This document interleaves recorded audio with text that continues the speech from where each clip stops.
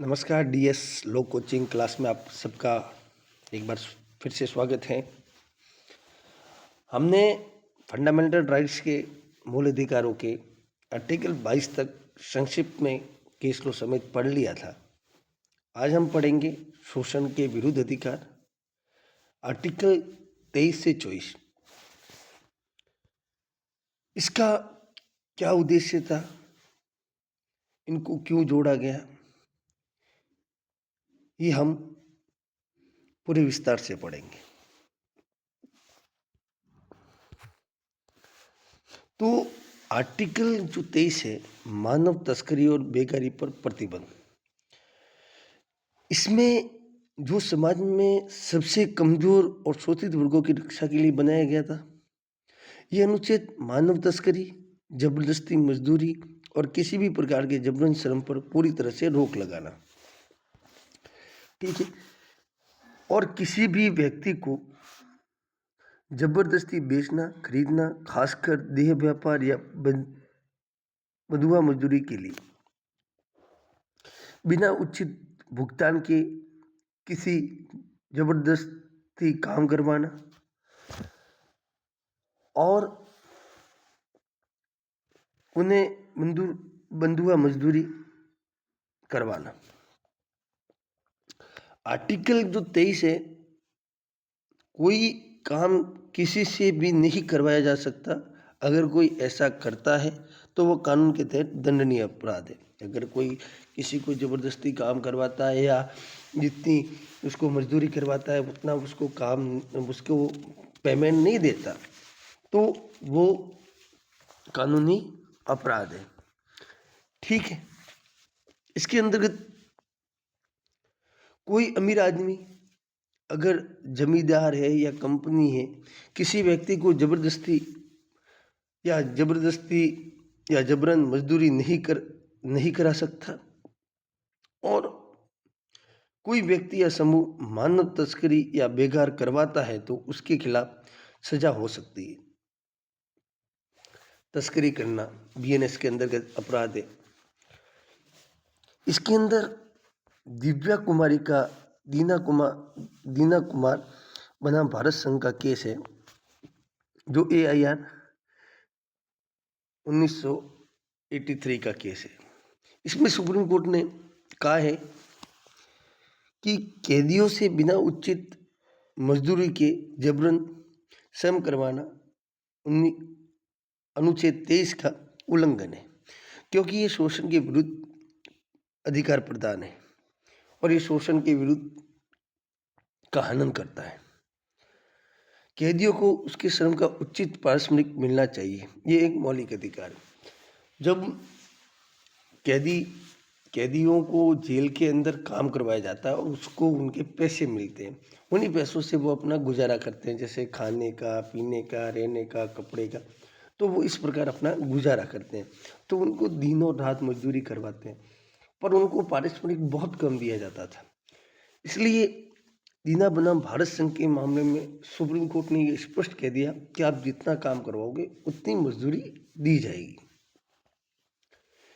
इसके बाद आर्टिकल 24 बाल श्रम पर रोक।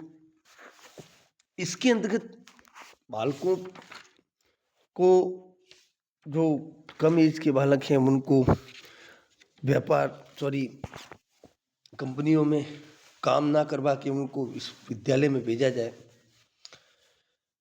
जो बच्चे शोषण और खतरनाक कामों से बचाने के लिए बनाया गया कि भाई बच्चों को इन चीज़ों में, जो बड़ी बड़ी फैक्ट्रियों में बड़ी बड़ी मशीनें हैं, उनसे दूर रखा जाए, उनको शिक्षा के क्षेत्र में आगे बढ़ाया जाए।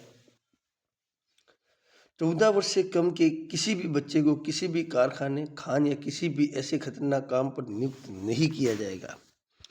तो किसमें 14 वर्ष से कम किसी भी बच्चे को किसी भी खान, कारखाने या किसी खतरनाक काम पर नियुक्त नहीं किया जाएगा। उसके स्वास्थ्य और जीवन के लिए यह हानिकारक है, ठीक है। इस अनुच्छेद का उद्देश्य यह है कि छोटे बच्चों से काम न कराया जाए, जिससे उनका बचपन छीनने, उनकी पढ़ाई रुकने और उनका स्वास्थ्य खराब हो रहा है। तो इसका मुख्य उद्देश्य क्या था? तो जिससे बच्चों का बचपन भी छीन रहा है, उनकी पढ़ाई रुक रही है और उनका स्वास्थ्य भी खराब हो रहा है। अनुच्छेद 24 के अधिकारों की रक्षा करता है।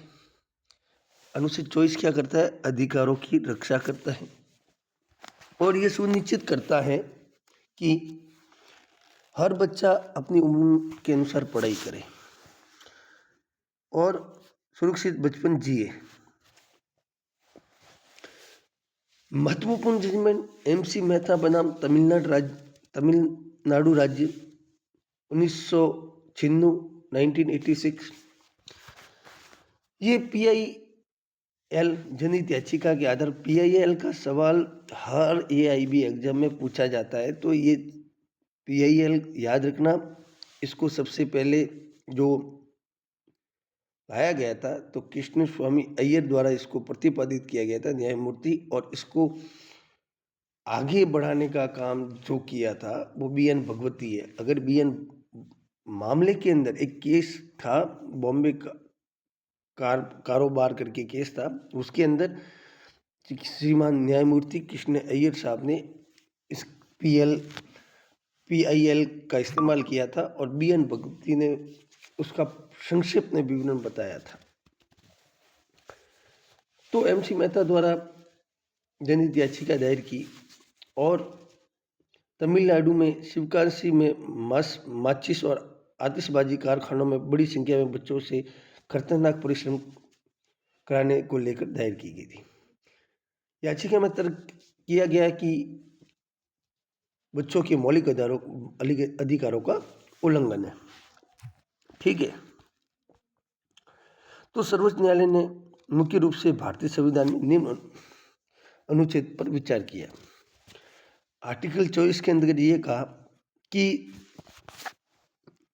आर्टिकल 24 के अंदर क्या कहा कि 14 वर्ष से कम बच्चों को किसी भी कारखाना, खदान या अन्य खतरनाक नियोजन में काम करने से रोकता है। आर्टिकल 39E और F राज्य के नीति निर्देश सिद्धांत राज्य को के क्या कर्तव्य हैं, जो राज्य को यह सुनिश्चित करने का निर्देश देता है कि बच्चों की कोमल उम्र का दुरुपयोग न हो और उन्हें शोषण से बचाया जा सके। आर्टिकल 35 राज्य सभी बच्चों को 14 वर्ष की आयु तक पूरी करने तक मुक्त और अनिवार्य शिक्षा प्रदान करेगी। तो क्या करेगी? तो मुक्त और अनिवार्य शिक्षा प्रदान करेगी। ये राज्य के नीति निर्देशों के सिद्धांत हैं। ठीक है, और न्यायालय के निर्देश क्या थे? तो न्यायालय ने निर्देश दिए, न्यायालय के निर्देश, कोर्ट के डायरेक्शन। तो कोर्ट के डायरेक्शन क्या थे? तो कोर्ट के डायरेक्शन खतरनाक उद्योगों में पूर्ण प्रतिबंध लगाया जाए।